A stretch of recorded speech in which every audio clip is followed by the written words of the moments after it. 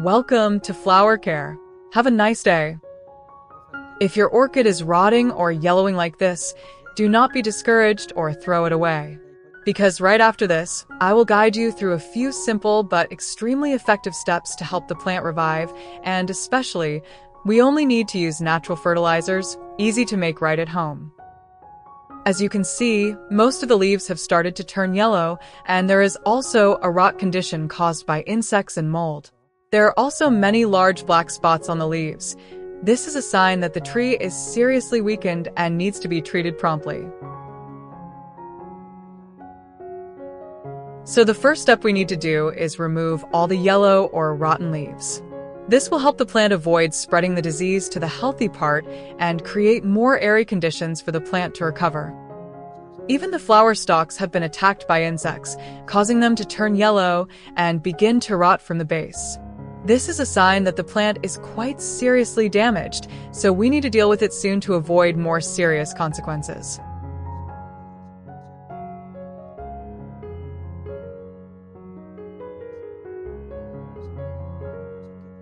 Next step, we will gently remove the old pot to check the condition of the roots and growing medium inside.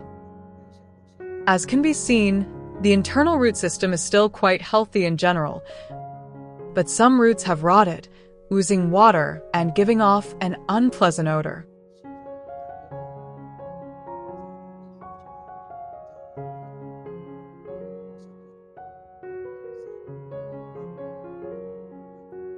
Next, we need to remove all of this old growing medium, as it has deteriorated, holds water poorly, and shows signs of waterlogging. Rotten growing media like this often harbors a lot of pathogens, harmful fungi, and bacteria that cause root rot. If not replaced, the plant will have little chance of recovering healthily. If you are new to the channel, don't forget to click the like and subscribe buttons to support me, and don't miss any useful orchid care tips. I'm happy to accompany you on the journey of nurturing and conquering the beauty of orchid pots.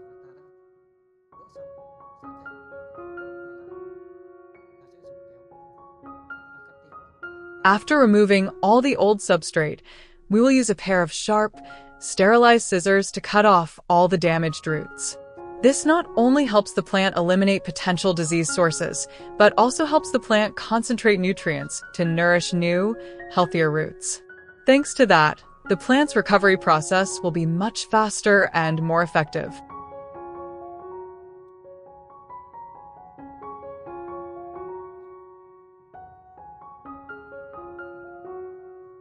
We also need to completely cut off rotten parts of the stem to prevent bacteria from spreading to healthy areas. At the same time, if the flower is damaged or no longer able to bloom, we should also boldly cut it off. Doing so will help the plant focus its nutrients on nourishing healthy stems, roots, and leaves, creating a solid foundation for the plant to recover.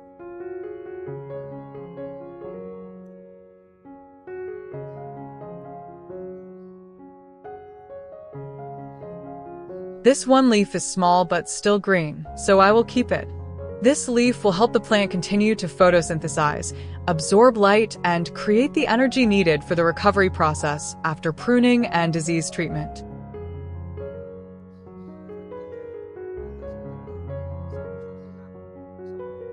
After completing the pruning, I will thoroughly clean the entire orchid plant with clean water. This helps to remove all dirt, mold residue, insects, or rot that is still stuck on the stem and roots, and also helps the plant to be airy and clean before entering the care and recovery stage.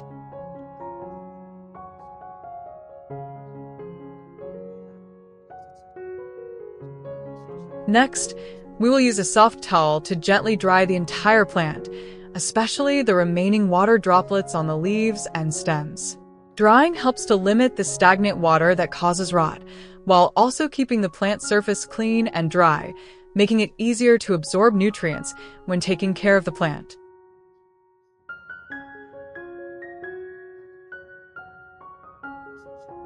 Today, I will share with you a nutrient extracted from aloe vera. Very easy to make, can be preserved and used for a long time to care for orchids. Here, I use about 300 g of fresh aloe vera, then cut the leaf flesh into thin slices. Cutting it into small pieces helps the natural fermentation process to take place more easily, and at the same time helps the nutrients in the aloe vera to be released to the maximum, creating a more nutritious and effective plant nutrient solution.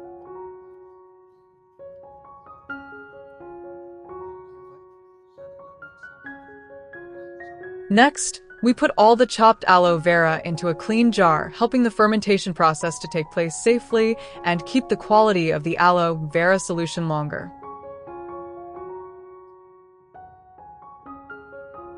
Add about 1 liter of clean water to the jar to dissolve the nutrients in aloe vera.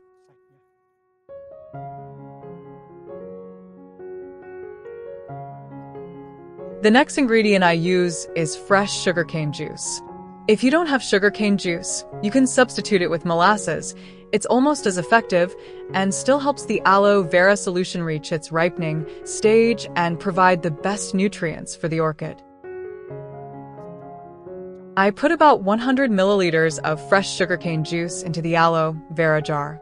This amount of sugarcane juice is just enough to provide natural sugars for the fermentation process, helping to release more enzymes and beneficial microorganisms in the solution. After stirring the mixture, we close the lid of the jar and start fermenting. After about 1 week, loosen the lid to release the gas generated during the fermentation process, avoiding the jar from swelling or exploding. The entire fermentation process will last about 3 months so that the aloe vera nutrients are completely fermented, reaching stability and maximizing effectiveness when used for orchids. This is the jar of aloe vera and sugarcane juice fermented nutrient that I have been fermenting for 3 months.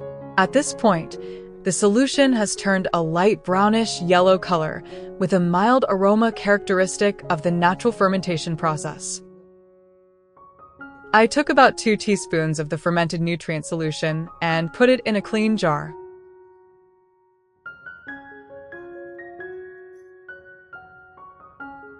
Add about 1 liter of hot water to the jar to dilute the solution. Hot water helps reactivate the enzymes and beneficial microorganisms in the aloe vera nutrients and also helps the solution dissolve more evenly. The next ingredient I used was turmeric powder. I took about 1 teaspoon of turmeric powder and put it in the jar and stirred well to dissolve it with the diluted aloe vera solution. Then, I closed the jar tightly and let it ferment for about 1 hour before using.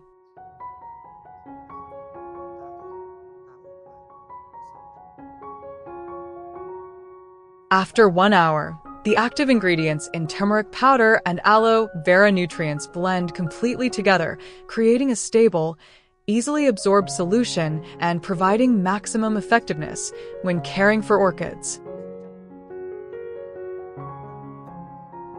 Next, we will filter out the residue in the solution. This helps remove aloe vera residue and turmeric powder, avoiding clogging the roots or surface of the substrate when used for orchids.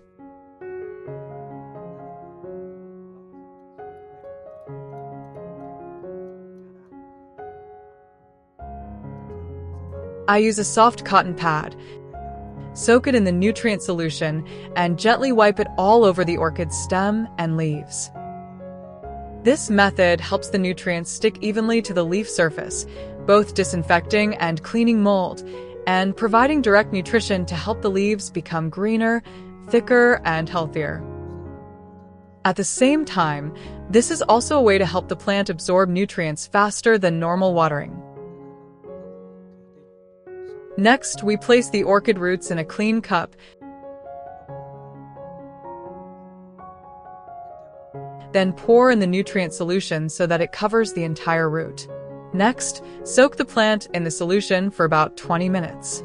This soaking time helps the nutrients from aloe vera and turmeric penetrate deep into the root tissue, supporting the regeneration of damaged root cells, stimulating new roots to grow quickly, and preventing fungal diseases very effectively. After soaking for 20 minutes, we gently lift the orchid out of the cup. At this point, the roots have absorbed enough necessary nutrients. The root surface becomes shiny, healthy, and cleaner. Be careful to avoid damaging the young root tips. This is the important part that helps the plant recover and grow again after treatment.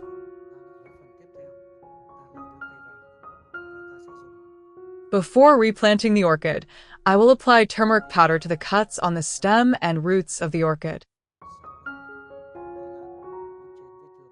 Turmeric powder has natural antibacterial, antifungal, and wound-healing properties, which helps prevent rot, while also stimulating new cell growth, helping the roots heal faster and the plant recover more strongly after pruning.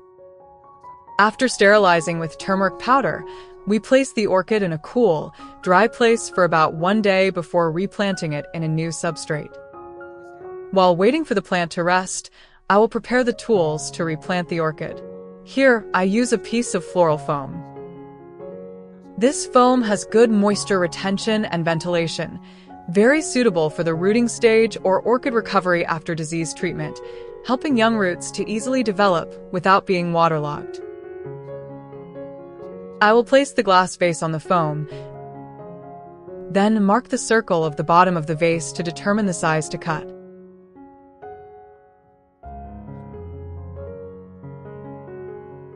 Next, use a sharp knife to cut the foam along the marked line so that it fits the bottom of the vase. Doing so will help the foam to sit firmly inside, creating a solid base to fix the orchid when planting. What country are you watching this video from? Let me know in the comments below. It's great to be able to connect and share our passion for orchids from all over the world.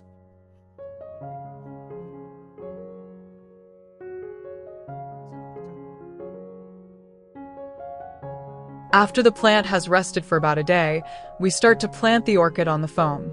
I use a small iron rod to fix it to the foam, helping to keep the stem standing firmly, and use a small clamp to balance the plant. For watering, I use bottled water to ensure the safety of the orchid. When adding water to the vase, we should only add enough water so that the water is half the sponge, not completely submerged. Adding too much water can easily cause stagnation and root rot, especially for plants in the recovery stage. When the water in the vase is dry or the sponge is starting to dry, we can add a little new water, ensuring the humidity is always stable without causing waterlogging for the orchid. Next, I use a plastic pot with many ventilation holes to cover it up to protect the orchid from insect attacks during the recovery process. These ventilation holes help air circulate well, avoiding dampness that causes fungal diseases. During this period, we should place the plant in a cool, soft light place, away from strong sunlight or strong winds. Such a stable environment will help the plant gradually recover naturally and safely. I will use the remaining nutrients to care for other orchid pots in the garden. The first way is to use a soft cotton pad soaked in the nutrient solution, then gently wipe it evenly on both sides of the orchid leaves.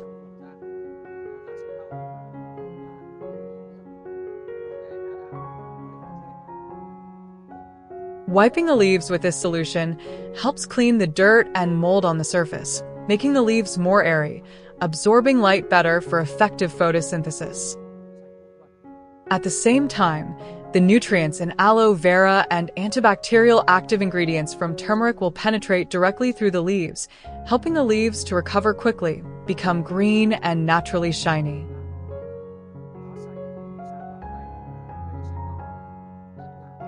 In addition, the solution also creates a thin protective layer, helping to prevent fungal diseases and support the plant to grow more comprehensively. When the leaves are healthy, the plant will absorb nutrients better, the roots will grow stronger and prepare for the new flowering stage.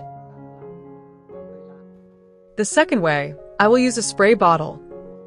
Pour the nutrient solution inside, then spray evenly on all the leaves and stems of the orchid.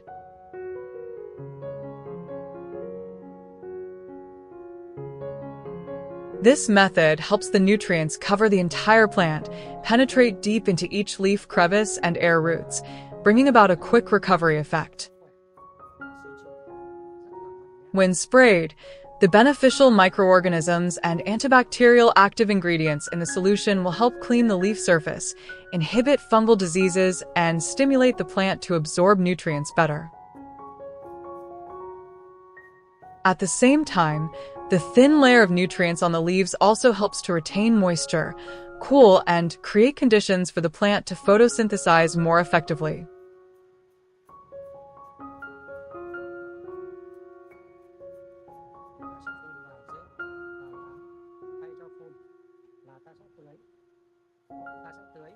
The third way is to water the nutrient solution directly into the roots and growing medium of the orchid.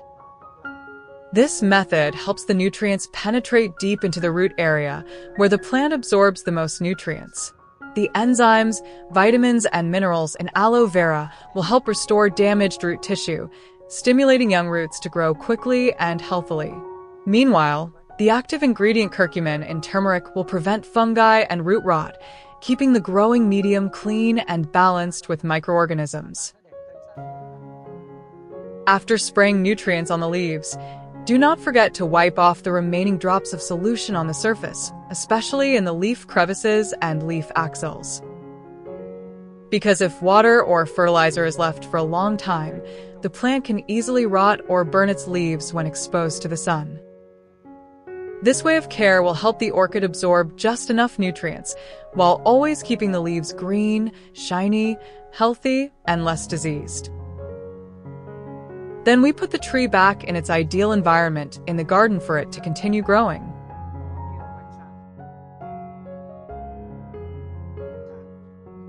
And this is the result of the orchid after 2 months of persistent care.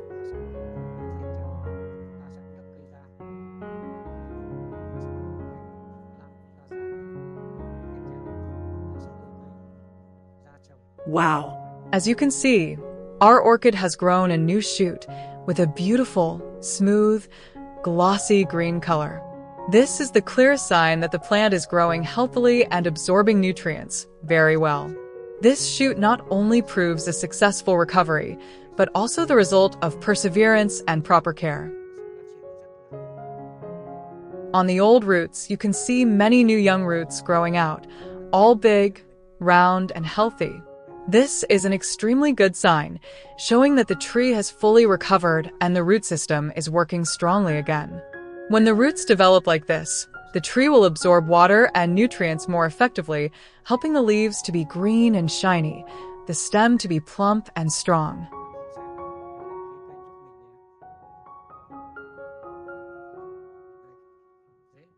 This is also the most suitable time for us to transfer the tree to a new substrate, helping the tree to continue to develop stably, absorb nutrients better, and grow sustainably in the next stage.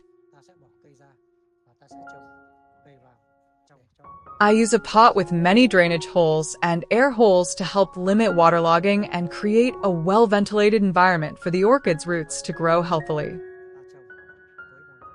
I grow plants using a carefully sterilized pine bark substrate. This type of substrate not only helps retain moisture, but also provides good ventilation, creating favorable conditions for orchid roots to grow strongly, while limiting the invasion of fungi. When inserting pine bark around the roots, you should insert it evenly so that the roots are firmly fixed but still ensure enough ventilation. Avoid compressing too tightly because it will suffocate the roots, making it difficult for the plant to breathe and absorb nutrients, and be careful not to crush the tips of the newly grown young roots. Next, we cover the surface of the substrate with a thin layer of moss. This layer of moss will help keep the roots moist, limit the rapid evaporation of water, and create a cool and stable environment to help the young roots grow stronger. What orchid species are you currently growing? Please share in the comments below so I can create in-depth care tutorial videos that are tailored to the characteristics and needs of each orchid species you are growing.